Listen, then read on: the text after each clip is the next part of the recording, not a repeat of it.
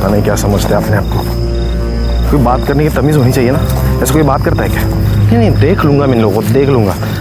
पता नहीं आगे क्या होगा, क्या करूँ क्या नहीं, कुछ समझ में भी नहीं आ रहा।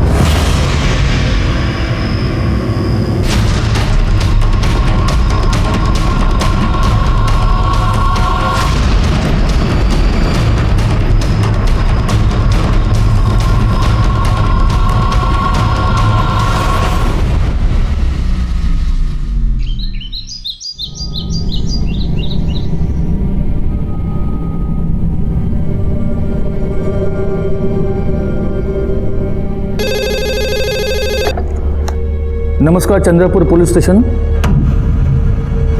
क्या? कहाँ पे? मुझे एड्रेस बताओ।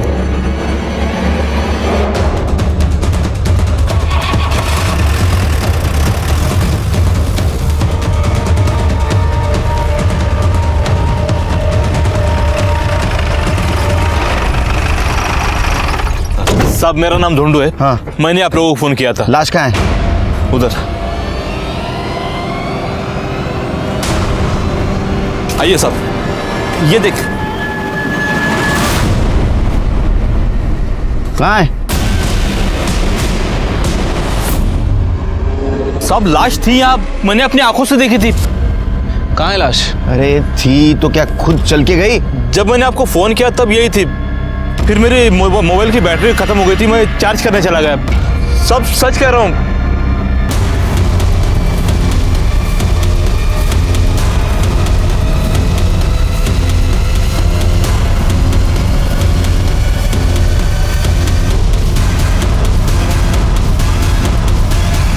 शिरके, जितना खून बहा है उस हिसाब से आदमी का जिंदा रहना मुश्किल है। मतलब लाश यहाँ थी, फिर गई कहाँ? सर, हो सकता है कि जिसने मर्डर किया हो उसी ने बॉडी को गायब किया हो। डोनू, ये जो जिसकी बॉडी थी, इसकी शक्ल वकल हुलिया वगैरह कुछ याद है? सब जैसे कपड़े पहने थे, गांव का नहीं शहर का लग रहा था। गांव में वैसे भी हम सब एक दूसरे को पहचानते हैं। 25-30 साल का हट्टा कट्टा लड़का था। तब भी शिरके, इसका फोन आने के बाद तुरंत हम यहाँ आ गए और बॉडी गायब हो। इसका मतलब बॉडी गायब करने वाला और बॉडी इधर ही किधर आसपास रहेगा। पूरा एरिया सील कर दो, छान मारो एरिया, अपने खबरियों को काम पे लगा दो। तो बॉडी मिलना बहुत जरूरी है शिरके।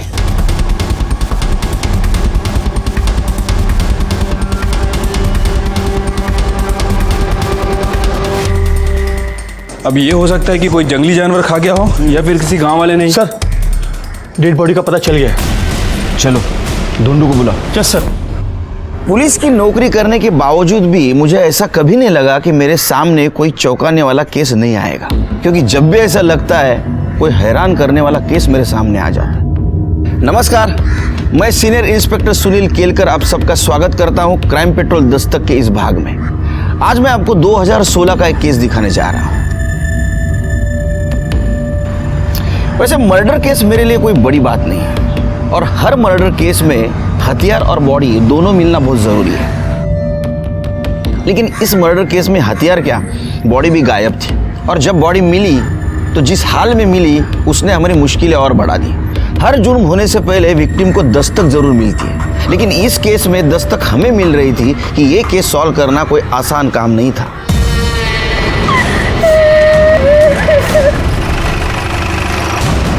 सब यही वो बॉडी है जिसके बारे में सुबह मैंने बताया था आपको।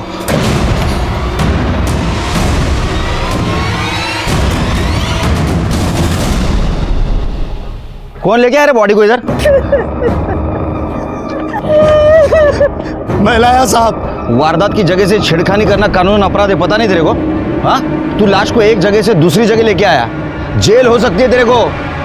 पागल। त्याच्या अंगाला हात लावू नको साहेब। आपके लिए लाश होगी लेकिन मेरे लिए मेरा छोटा भाई है ये। अभी 2 दिन पहले ही पुणे से आया था ये। 4 साल था पुणे में। मैं गया था इसे स्टेशन लाने के लिए, आया तभी कितना खुश था ये। दादा, गांव में तो कुछ नहीं बदला। अरे नहीं रे, अभी देख सारे बूढ़े बच्चे दिन भर मोबाइल पे लगे रहते हैं। अच्छा, पूरा का पूरा गांव बदल गया है अभी।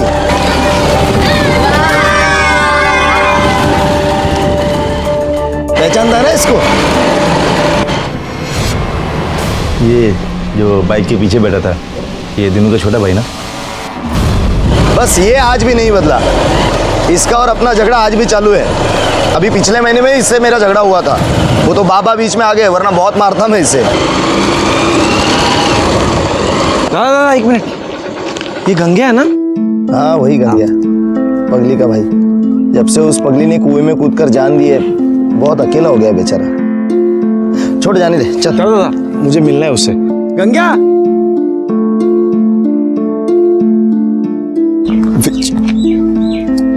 अरे विजय, अरे कैसा है तू? मैं बढ़िया। बाबा तू तो एकदम शहर वाला बन गया। देख कैसा कपड़ा पहना है तू, मस्त एकदम, बाल भी बनाया एकदम। अरे क्या जूते लग रहे तू तो। लेकिन तेरे को क्या हो गया गंगे? क्या? ये फटे हुए कपड़े, ये टूटी हुई चप्पल, क्या है ये सब? जान दे। एक काम कर, तू मेरे जूते पहन। अरे नहीं नहीं नहीं, अरे नहीं मांगता है मेरे को। चप्पल अरे नहीं, तू निकाल अरे तेरा। तू क्या? तू आजा यहाँ बैठ। अरे रहने दे। ये जूते पहन। मैं बोल रहा हूँ तुझे पहन। वो एकदम मस्त। हाँ हाँ ना? हाँ, अच्छा लगा तेरे तेरे? अरे वाह, पहन डाल इसमें। लगे नहीं? मस्त एकदम। हाँ चल, चल मैं बाद में मिलता हूँ तुझसे, ठीक है? चल चल चल मिलता हूँ। दादा गाड़ी गाड़ी।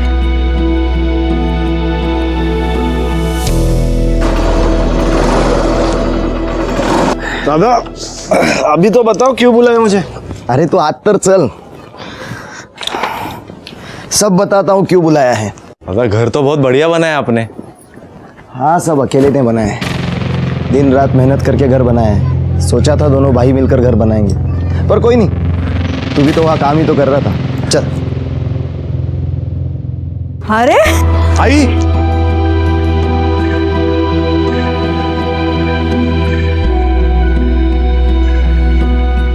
बाबा ये आपके लिए। अरे बेटी, कैसा है? इतना क्यों लेके आया सबके लिए? आई वो छोड़, ये तेरे लिए। कैसा है बता?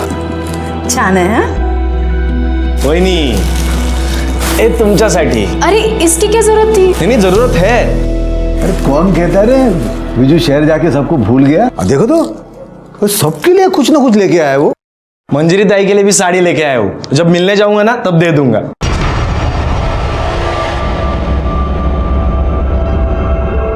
क्यों, क्या हुआ?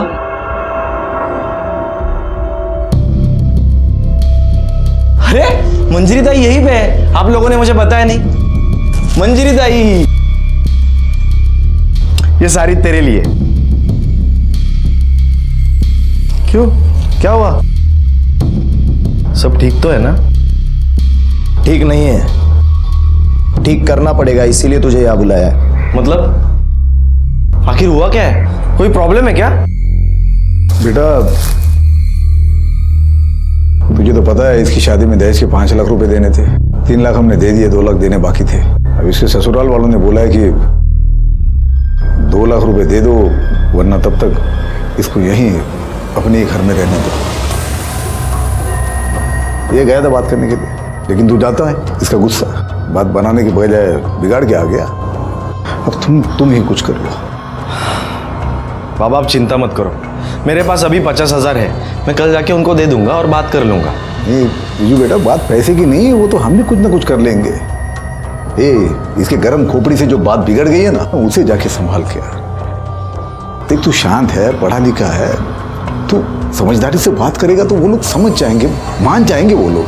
ठीक है बाबा, आप टेंशन मत लो, मैं कल जाके बात कर लूंगा। ताई तू काळजी करू नकोस, मी आहे ना? सारी गलती मेरी है, मैंने इसे भेजना नहीं चाहा था उनके पास। ये बात करने गया था साहब उनसे। ये देखो, देखिए क्या करके रख दिया उन्होंने, कितनी बुरी तरह से मारा है मेरे भाई को। अरे सुलह नहीं करनी तो ना करते, मारा क्यों मेरे भाई को? क्यों मारा मेरे भाई को? ये देखो, तुम्हारे भाई को किसने मारा ये पता करना पुलिस का काम है, और जिसने भी विजू को मारा होगा उसको सजा जरूर होगी। अभी हमको बॉडी को पोस्टमार्टम के लिए ले जाने दो। एम्बुलेंस से बोलो। ओ साहेब, विजू का शरीर यहाँ से कहीं नहीं जाएगा। अरे मुझे इसकी मौत के मुआवजे का पूरा 5 लाख रुपए मिलना चाहिए, उसके बाद ही ये शरीर यहाँ से हिलेगा। देखो, साबित होने नहीं होने से मुझे कोई फर्क नहीं पड़ता, मुझे बस मुआवजे की रकम चाहिए। ए, पागल हो गया क्या? देख, ऐसा कोई कानून नहीं है जिसमें ओ साहब, मैले कानून नका सीखू। आपको पता नहीं है ना, तो जाओ पता करके आओ। 1959 में भी ऐसा ही केस हुआ था जहां मेरे दादाजी पर मर्डर केस लगा था। तभी इसी पंचायत ने मेरे दादाजी को मरने वाले के घर वालों को 500 रुपए मुआवजा देने के लिए मजबूर किया था। आपको झूठ लगता है? यकीन नहीं होता मेरी बात पर? मुखिया जी यहीं पर खड़े, पूछ लीजिए उन्हीं से। अब इस मामले में मैं आपकी कोई मदद नहीं कर सकता। दीनू बराबर बोलून राहिला है, वो मुआवजा मिलने के बाद ही अंतिम संस्कार हो पाएगा।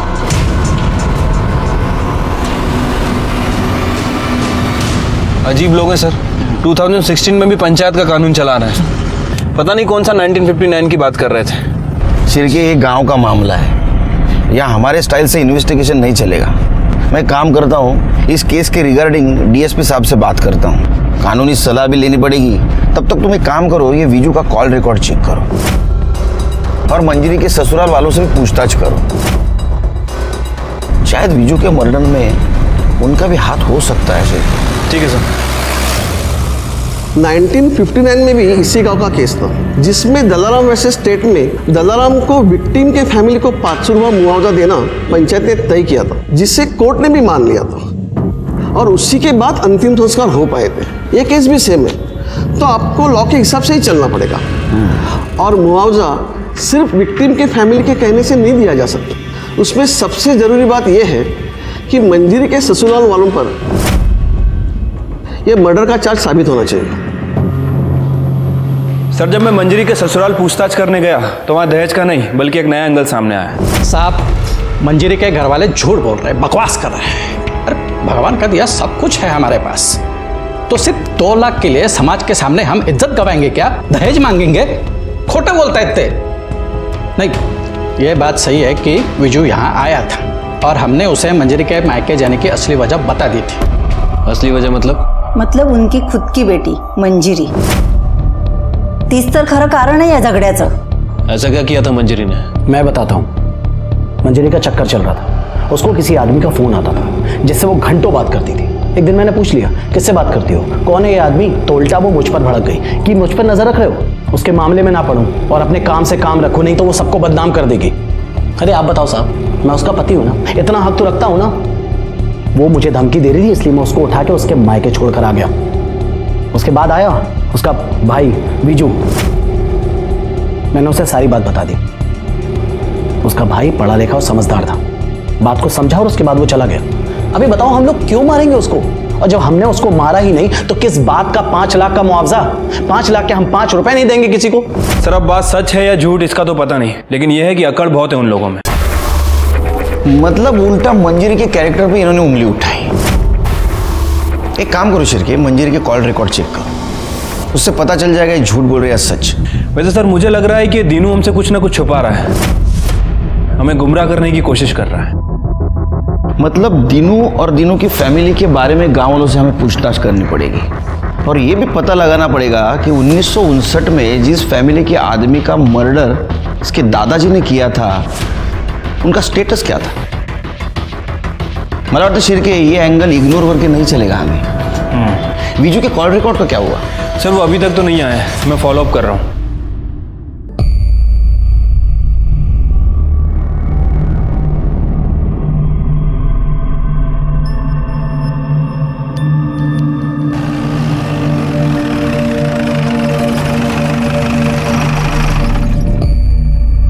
सिरके देखा, उसका भाई मरा है, बॉडी बाजू में पड़ी है और ये पत्ते खेल रहा है।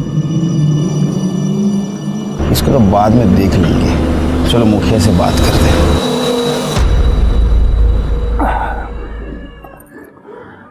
देखिए साहब, बिना मुआवजा दिए तो अंतिम संस्कार नहीं होगा, क्योंकि 1959 में ये दीनू के दादा ने भी लालजी राव के मर्डर का मुआवजा दिया था, तभी अंतिम संस्कार हुआ था। ये लालजी राव की फैमिली गांव में रहती है अभी भी? हाँ है ना साहब, उसका पोता जगया इसी गांव में रहता है। अब इतने साल बीत गए साहब, मगर दोनों परिवार में आज भी नहीं बनती है, एक दूसरे को मारने के लिए तैयार ही रहते हैं। और दूसरी तरफ वो मंजरी का ससुराल। अब देखिए साहब, पंचायत ने अपना फैसला उन तक पहुंचा दिया, मगर मानने को तैयार ही नहीं। ये मंजरी के बारे में क्या ख्याल है आपका? नहीं, उसके ससुराल वालों का कहना है कि वो किसी दूसरे आदमी की वजह से उसको मायके भेज दिया गया था। अरे नहीं साहब, मुझे नहीं लगता मंजरी का कुछ ऐसा वैसा चक्कर होगा। साहब अपने गांव की बेटी है, हमने बचपन से देखा है उसे। एक गांव छोटा है साहब, एक दूसरे की खबर रहती है। अगर ऐसा कुछ होता तो मुझे तो जरूर सुनाई देता। साहब मुझे तो लगता है कि ये सब वो दिनू और उसके परिवार की गलती है। गलती मतलब? अब देखिए ना साहब, एक आध आदमी शादी करते समय जात बिरादरी औकात देख के शादी करता है। अगर तुम जात बिरादरी औकात से बाहर निकलोगे और ऐसा दिखावा करोगे तो ये सब ऐसा ही होगा ना साहब। मैं समझा नहीं। मतलब साहब, मतलब मैंने सुना है ऐसा कि लड़के वालों ने अपने औकात के हिसाब से 5 लाख रुपए मांगे थे इनके पास, मगर ये आज तक दे नहीं पाए, इसलिए मंजूरी को उसने मायके लाके छोड़ दिया। अरे खोटा बोलो रहने दे, झूठ बोले वो लोग। मैंने मेरे बीजू को मारा, अब मेरी बेटी को बदनाम कर रहे हैं वो लोग।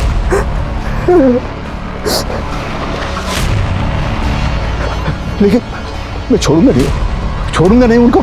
मेरे बीजू को मारा है ना उन्होंने, मैं मुआवजा लेके रहूंगा, जैसे मेरे बाबा के पास से लिया था। तुम्हारे पिताजी ने जग्गा के फैमिली को मुआवजा दिया था, लेकिन फिर भी तुम्हारी दुश्मनी खत्म नहीं हुई। तुम्हें ऐसा नहीं लगता कि जग्गा ने बदले की भावना से उसे मारा होगा? उस पर शक नहीं होता तुम्हें? नहीं, क्योंकि लालजी राव के परिवार में कोई बचा ही नहीं है। हाँ, एक लंगड़िया बचा है, उसकी हिम्मत नहीं मेरे परिवार की तरफ आंख उठा के देखे। तुमने बॉडी के घाव को नहीं देखा, जिस तरह से मारा है ना, ऐसा लगता है दुश्मनी निकाली। ये जग्गा रहता कहाँ है?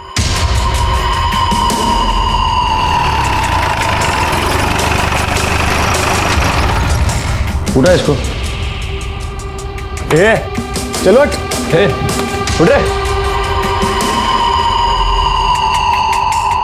साहब। आप क्या हुआ साहब? पार्टी हुई कल रात यहाँ। किस खुशी में? दुश्मन का बेटा मर गया खुशी में। साहब वो नहीं, वो कल रात में कुछ दोस्त लोग आ गए तो बस। बीजू को क्यों मारा? क्या मैंने नहीं मारा साहब? और साहब मैं काहे को मारूंगा बीजू को? और जिस दिन बीजू मरा उस दिन तो साहब मैं गांव में था भी नहीं, अब नागपुर गया था किसी काम से। अब चाहो तो पूछ लो साहब किसी से भी। तेरी परमिशन लेनी पड़ेगी पूछताछ के लिए। शिरके चेक करा। साहब क्या ढूंढ रहे हो साहब? साहब मैंने कुछ किया ही नहीं साहब।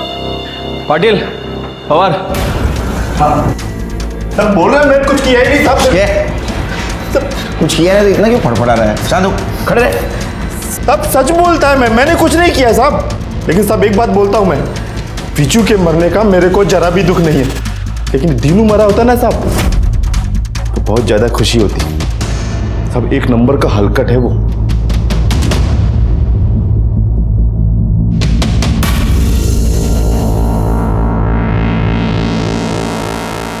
सर कुछ नहीं मिला। शिरके इसके नागपुर के डिटेल्स चेक करो और इसका बयान क्रॉस वेरीफाई करो। गांव से बाहर नहीं जाने का? नहीं जाएगा साहब, मैं काहे को जाएगा?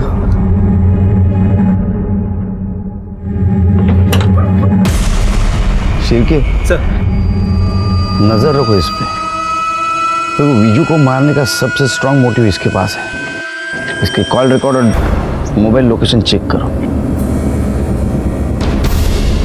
शिरके बॉडी की हालत खराब होने से पहले कुछ करना पड़ेगा हमको। लेकिन सर हम क्या कर सकते हैं? 24 घंटे कोई ना कोई आदमी बॉडी के पास रहता ही है। ऐसी हालत में पोस्टमार्टम भी नहीं करवा सकते। अपना एक्सपीरियंस तो यूज कर सकते हैं।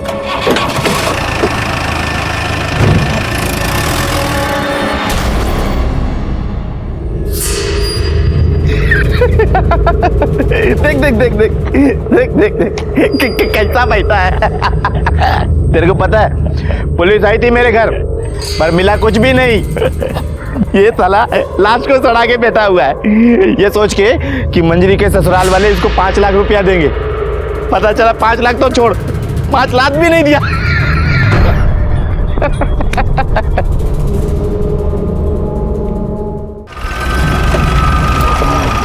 निकालो गाड़ी आगे, इधर लगा लो, आगे लो, आगे लो, चलो चलो चलो, गुड गुड, निकालो, चलो निकालो, उतरो। ये काय करून राहिले साहेब? मैंने आपको बोला ना मुआवजे के पहले मैं तेरे को मुआवजा मिलेगा।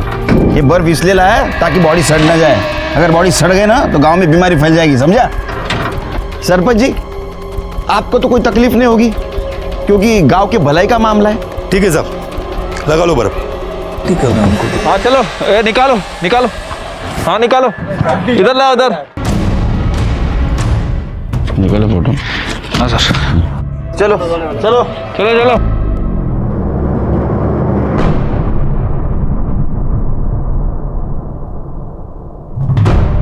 सर,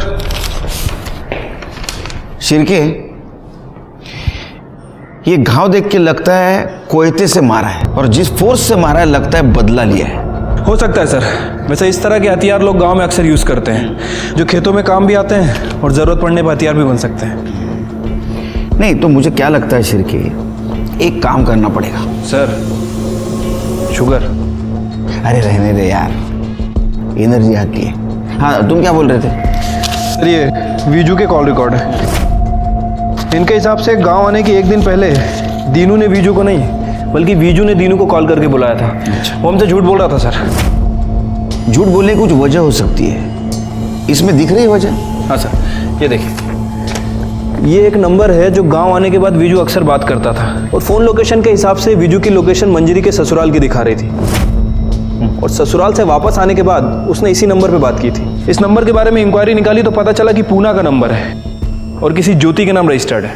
एक और बात सर, ससुराल से वापस आते वक्त उसका फोन रात 8 बजे से सुबह के 5 बजे तक इसी लोकेशन पर था और इसी लोकेशन पे उसका फोन स्विच ऑफ भी हुआ। यानी बैटरी भी तो डाउन हो सकती है। शिरके, दीनू के मुताबिक दोनों भाइयों में बहुत प्यार था। वीजू पुणे में रहने के बावजूद भी फैमिली से बहुत अटैच था, लेकिन कॉल रिकॉर्ड में ऐसा कहीं भी नहीं दिख रहा है क्योंकि बहुत कम बार उसने अपने फैमिली वालों से या दीनू से बात की। लेकिन पुणे के इस नंबर से उसने रोज बात की। पुणे जाने की तैयारी करो शिरके, ये कॉल रिकॉर्ड का चक्कर पुणे में सॉल्व होगा।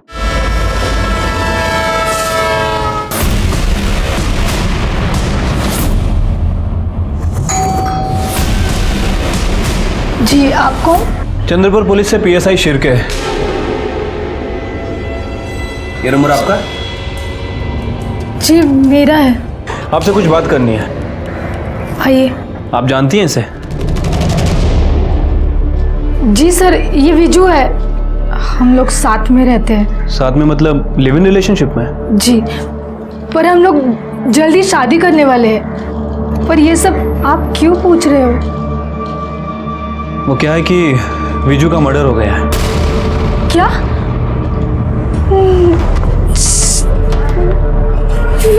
ये कैसे हो सकता है सर?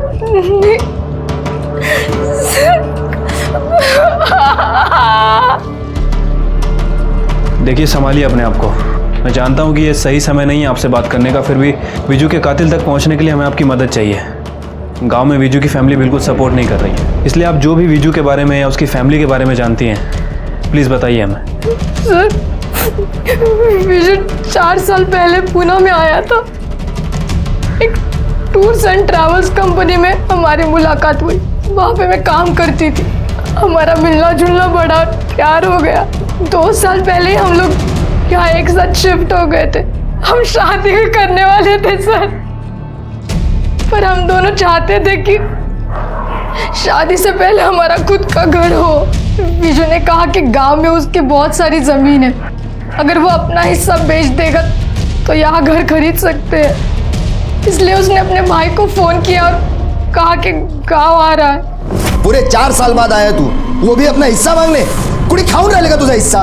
कोई नहीं खा रहा तेरा हिस्सा, हम भी तेरे भले की ही सोच रहे हैं। ये देख, ये लड़की देखिए तेरे लिए।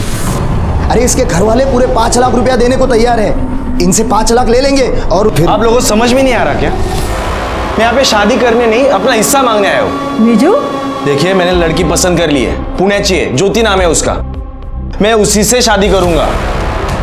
आप लोगों से अपना हिस्सा लूंगा और वहां पे अपना खुद का घर बांधूंगा। मुझे आप लोगों से और कुछ नहीं चाहिए। हमें भी कुछ नहीं चाहिए तुझसे, समझा ना? वो तो इस मंजीरी के बारे में सोच रहे हैं हम कि तेरी शादी के बाद 5 लाख ले लेंगे और उसमें से 2 लाख इसके ससुराल वालों को दे देंगे ताकि ये भी अपने घर में जा सके। लेकिन तुझे तो अपने अलावा किसी की पड़ी ही नहीं है कुछ। दादा, आपको मंजरी ताई का प्रॉब्लम सॉल्व करना है ना, मैं कर दूंगा, मैं देख लूंगा, कल जाके मैं बात कर लूंगा, लेकिन इसके अलावा मैं आप लोगों के लिए कुछ नहीं कर सकता। देख विजू, अगर तुझे हिस्सा चाहिए ना तो तुझे उसी लड़की से शादी करनी होगी जिससे हम लोग कह रहे हैं, वरना अगर अपनी मर्जी से शादी करनी है ना तो हिस्सा विस्सा भूल जाना। और अच्छा सुन, यहाँ 2-3 दिन और रुकना पड़ेगा। अरे यार, अभी चेक किया, वो प्रॉपर्टी में मेरा नाम ही चढ़ाया नहीं गया है। वो सब ठीक करने में 2-3 दिन तो लगेगा ही ना। और मंजरी ताई की ससुराल की प्रॉब्लम भी तो सॉल्व करनी है। अच्छा ठीक है, अपना ख्याल रखना। हाँ, लेकिन वीजू की फैमिली ने हमें ये नहीं बताया कि वीजू वहाँ पे अपना हिस्सा लेने गया था। सर वो उसी के लिए गया था, उसने मुझे बोला नहीं, और मैं समझ गई थी कि बंटवारे को लेकर बहुत टेंशन है सर। ज्योति के साथ बात करने के बाद इस केस का एंगल जो सामने आया वो काफी स्ट्रांग था। अब ये केस बंटवारे और आपसी झगड़ों का ज्यादा लग रहा था। दीनू और मंजरी के ससुराल वालों का झूठ सामने आया था, और मंजरी के कॉल रिकॉर्ड में किसी भी अनजान व्यक्ति का नंबर नहीं मिला था। लेकिन ये सब होने के बावजूद भी कातिल कौन है ये हमारे समझ में नहीं आ रहा था। और इस केस को जल्द से जल्द सॉल्व करना जरूरी था, क्योंकि वीजू की बॉडी को चौराहे पे पड़े 4 दिन बीत चुके थे और हमारे पास वक्त बिल्कुल नहीं था।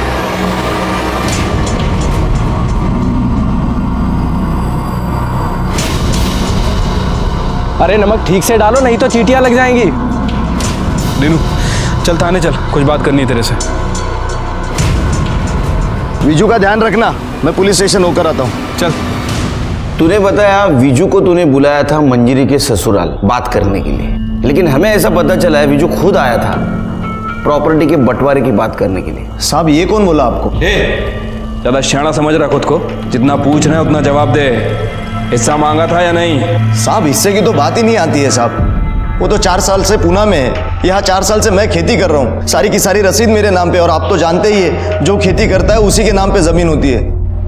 और ऐसा नहीं भी हुआ तो विजू इतना लालची इंसान नहीं था, उसे पैसों की क्या जरूरत साहब, वो तो अच्छा खासा कमा रहा था वहां पर। जरूरत थी, वो शादी करना चाहता था, उसको घर बनाने के लिए पैसे चाहिए थे, है ना?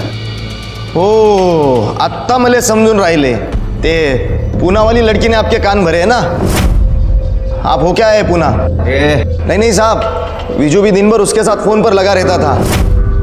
उसे क्या लगता है वो हमसे हिस्सा मांगेगी और हम दे देंगे? एक फूटी कौड़ी तक नहीं देंगे साहब उसे हम।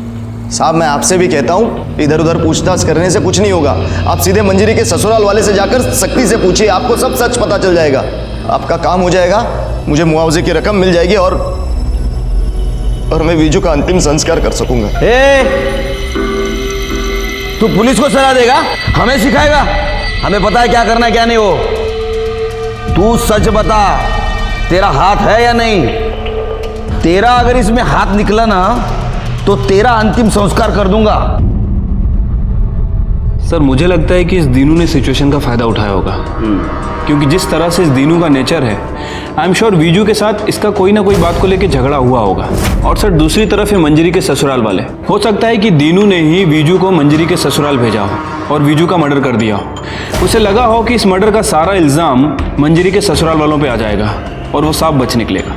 ये शिरके, लेकिन ये दीनू के खिलाफ हमारे पास कोई ठोस सबूत नहीं। उसके खिलाफ अगर हमने कोई कार्रवाई की तो उसके सपोर्ट में जो गांव वाले हैं और जो मंजरी के ससुराल के खिलाफ है वो सब हमारे खिलाफ हो जाएगा। तुम एक काम करो शिरके, कल मंजरी के ससुराल के पड़ोसियों से पूछताछ करो, देखो कुछ क्लू मिलता है क्या। शक्कर बहुत कम है यार, चलो निकलते हैं। शिरके वो, अरे बाबा गेला नहीं अजून? तुम्हारे ड्यूटी का टाइम तो खत्म हो गया। नहीं साहब, वो पुराने केस की मैं एंट्री ढूंढ रहा हूँ सर, मिल जाएगी वैसे चला जाऊंगा। Good night. Good night sir. Good night Pawar. Good night sir.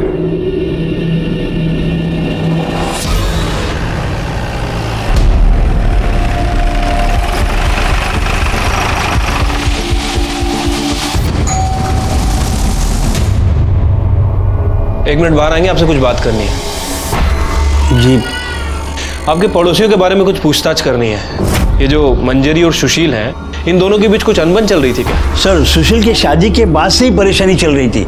वैसे बहुत बदतमीज लोग हैं सर, पैसे का बहुत घमंड है उनको, इंसान को इंसान नहीं कहते सर। अच्छा, ये मंजरी का जो भाई है विजू, ये आया था यहाँ पे, देखा था क्या आपने? हाँ साहब, विजू यहाँ आया था, उसके साथ भी उन्होंने वैसे ही बदतमीजी किया। तो विजू सुन के क्यों लेगा साहब, वो तो बहुत पढ़ा लिखा था। उसने पलट कर जवाब दिया। भाऊजी मी काय म्हणतो ऐकून आज के बाद कदम मत रखना था।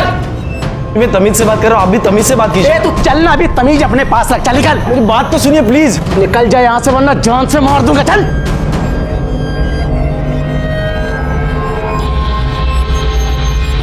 चल लिख के गए। चल चल। अरे सर, मैंने आपको बताया तो था, उस रात बीजू बात करने आया था। नहीं, लेकिन तूने ये नहीं बताया कि उसके बाद का जवाब तूने उसको जान से मारने की धमकी से दिया था। क्या झगड़ा था उसके साथ, सच बता, वरना घमंड तोड़ना अच्छी तरह से आता है हमें। शिरके सर उस रात बीजू आया था और मैंने उसको बताया कि बीजू, मुझे पूरा यकीन है कि तुम्हारी बहन का चक्कर चल रहा है। मैं तुम्हें कॉल रिकॉर्ड्स भी दिखा सकता था, लेकिन वो इतनी शानी है ना कि साथ के साथ वो डिलीट कर देती है।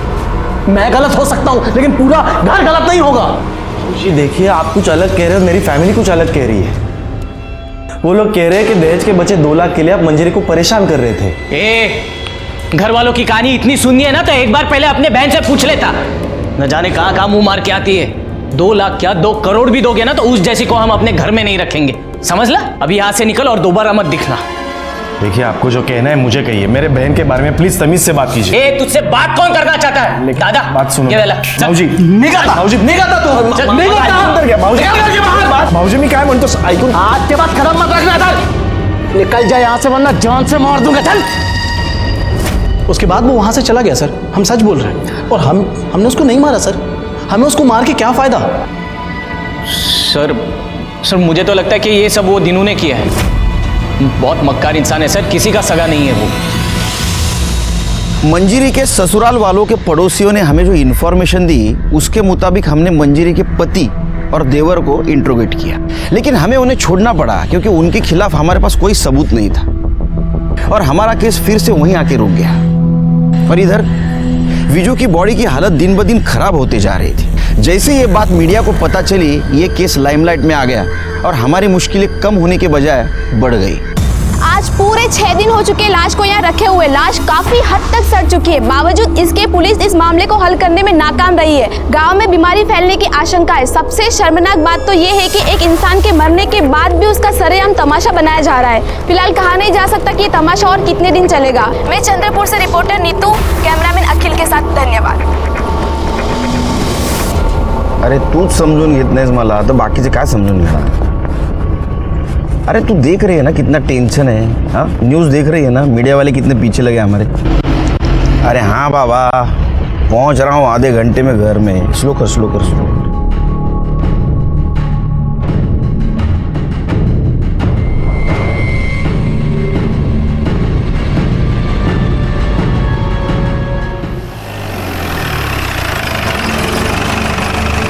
जैन सर। जैन। शिरके, कल रात को मैं वो बॉडी के पास से गुजर रहा था तो एक आदमी को वहाँ बैठे हुए देखा मैंने। विजू का भाई भी नहीं था वहाँ, और कल रात कोई नहीं तो इसको पहले से देख रहा हूँ, वहाँ से बिल्कुल 1 मिनट के लिए नहीं हटता है। सर होगा कोई करीबी दोस्त या कोई रिश्तेदार। जैन सर। जैन सर, ये वही रजिस्टर है जो मैं रात को ढूंढ रहा था।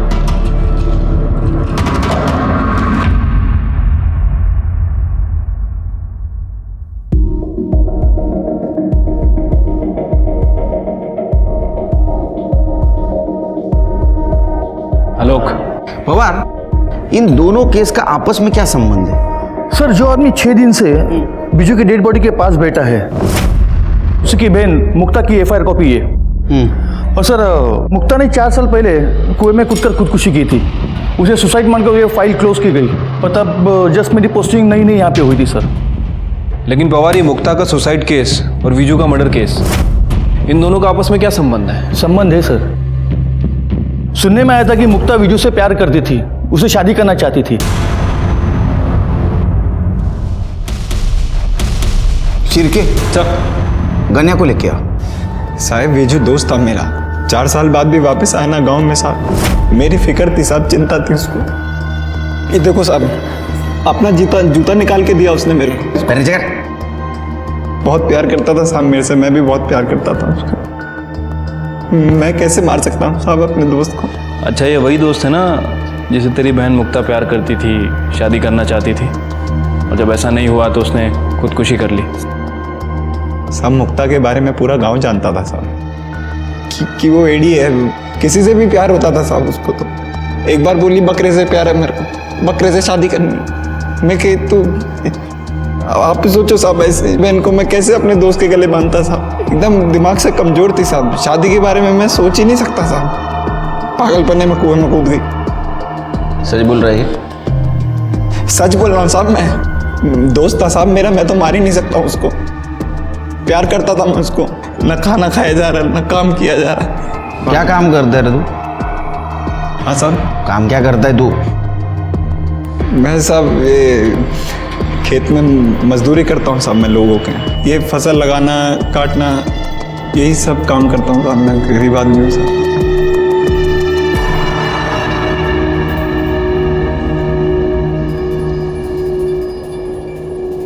सिर्के विजू को मार के मंजरी के ससुराल वालों को कोई फायदा नहीं था। हाँ, दीनू को जरूर फायदा होता।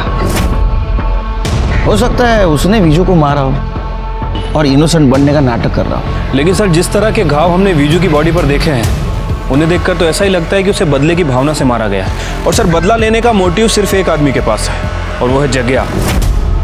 हो सकता है कि अपने दादा की मौत का बदला लिया हो। सिरके, ये जग्या से तुम्हारे स्टाइल से पूछताछ करो, और एक काम करो, दीनू का घर और मंजरी का ससुराल अच्छी तरह से छानबीन करो। वो मर्डर वेपन मिलना बहुत जरूरी है हमारे लिए। ठीक है सर। अगर वो नहीं मिला तो फाइल बंद, और हमारे रेपुटेशन के लिए अच्छा नहीं होगा। पवार, पूरे घर की तलाशी लेना, एक एक खोना, छोड़ना नहीं कुछ भी। अरे आप लोग कहाँ जा रहे हैं? तलाशी लेनी आपके घर की। आप ऐसा कैसे कर सकते हैं? पवार, पाटिल मैडम,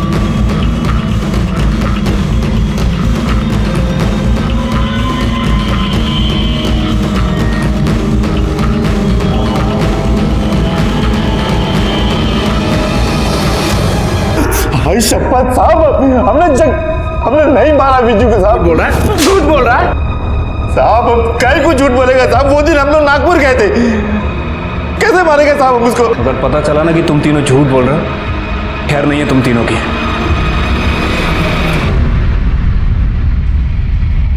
देखिए, हमें हमारा काम करने दीजिए, आप बैठिए यहाँ पे। अरे साहब क्या कर रहे हैं? कुछ नहीं मिलेगा साहब, सुनो मेरी बात। अरे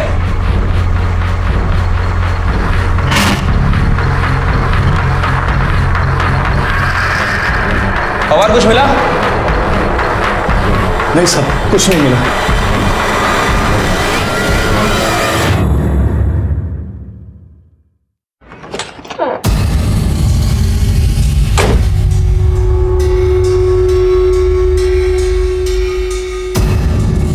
पवार। हाँ साहब। हटाओ ये सब, डिग्गी में चेक करो।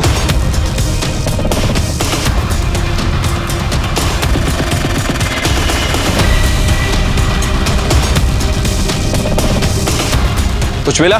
नहीं साहब, गाड़ी में कुछ नहीं मिला।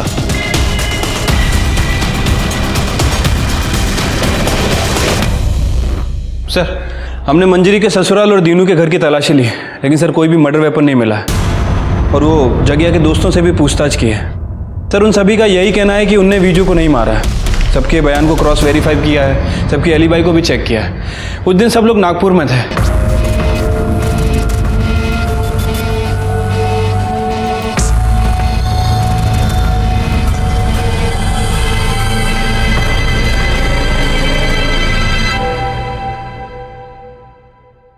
शिरके, इसके घर की तलाशी लो।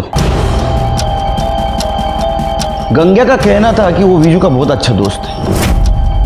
अगर अच्छा दोस्त है तो पिछले 4 सालों में उन्होंने बात क्यों नहीं की? और अभी 6 दिन से वो बॉडी के पास क्यों बैठा है? चलो पता कर दे इनकी दोस्ती किस टाइप की है।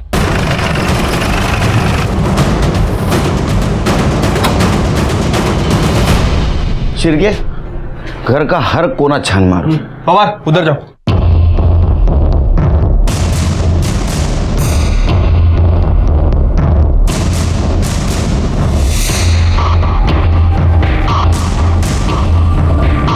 सर कहीं कुछ नहीं मिला।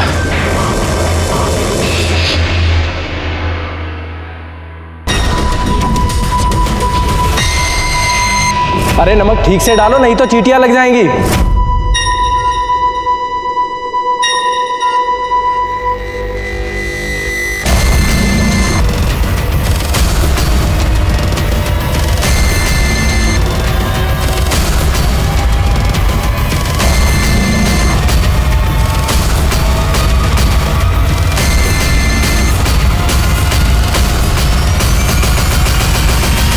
हेलो, खोदो।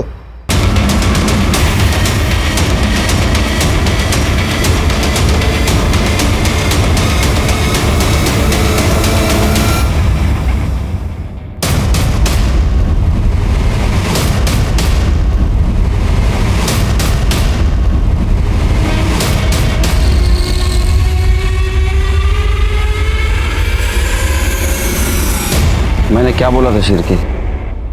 इस दोस्ती में कुछ झोल है। अरेस्ट करो इसको। उठाओ। चल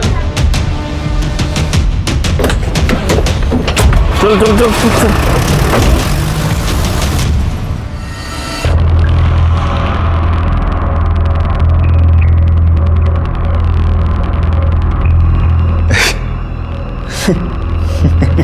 मतलब आपको मिल ही गया ये? आपको पता ही चल गया कि मैंने मारा विज्जू को? अब बता क्यों मारा? साहब मेरी बहन ना पागल थी एकदम, और मैं अपनी पागल बहन को विज्जू के गले नहीं बांधने वाला था, पर विज्जू को मेरी बहन का मजाक नहीं उड़ाना चाहिए था। उसके पागलपन का मजाक उड़ाया उसने बेइज्जती करी मेरी बहन की। देख भाई, मैं तो जा रहा हूँ शहर, मैं तो मजे करने वाला हूँ भाई, लेकिन तू तेरी पगली बहन को छोड़ के कहीं जा भी नहीं सकता। उसके साथ तो कोई शादी भी नहीं करेगा। इंसान छोड़, जानवर के साथ प्यार होता है उसको, कुत्ते बिल्ली बकरे किसी के साथ भी। मेरे पास ना एक आइडिया है, तो अगली बार ना किसी से भी प्यार हो जाता है ना उसको, अगली बार ना उसको किसी कुत्ते बिल्ली बकरी के साथ प्यार हो जाएगा ना, तो उसकी शादी करवा दे और फटाफट। वैसे भी उसको इंसान और जानवर में फर्क क्या नजर आता है? कुत्ता बिल्ली पकड़ा शादी का। मेरे दिल में बैठ गई वो चीज। मैं तब तो कुछ नहीं कर पाया मैं, पर जब इस बार वो आया ना गांव वापस, मैंने एकदम, मैंने कहा अब तो। बात तो सुनिए प्लीज, निकल जाए यहाँ से वरना जान से मार दूंगा। चल। पता नहीं क्या समझते अपने आप को, कोई बात करने की तमीज होनी चाहिए ना। और फिर मैंने अपनी बहन के मजाक का मैंने बदला ले लिया मैंने साहब। है कि नहीं साहब? कौन मजाक उड़ाता है? पागल का मजाक कौन उड़ाता है? ले जाओ इसको।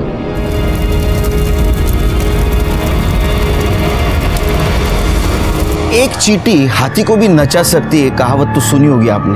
हमारे इस केस में इन चींटियों के सहारे हम कातिल तक पहुंच सके। ये केस कॉम्प्लिकेटेड इसलिए था कि कातिल हमेशा हमारे नाक के नीचे था, लेकिन उसे हम पहचान नहीं पा रहे थे। ना तो खुद को छिपाने की कोशिश कर रहा था, ना तो भागने की।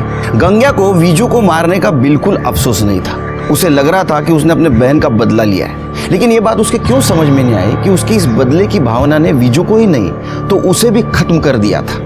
हर जुर्म होने से पहले दस्तक जरूर मिलती है, लेकिन उसके तरीके अलग अलग होते। जैसे इस केस में हुआ, विजू को दस्तक जरूर मिली थी, लेकिन उसने सुना नहीं। उसने एक पागल मासूम लड़की की उसके ही भाई के सामने बेइज्जती की थी, जो सही नहीं था। मैं सीनियर इंस्पेक्टर सुनील केलकर आप सबसे विदा लेता हूं। फिर मिलेंगे अगले एपिसोड में।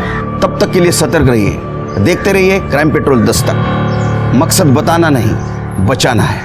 जय हिंद।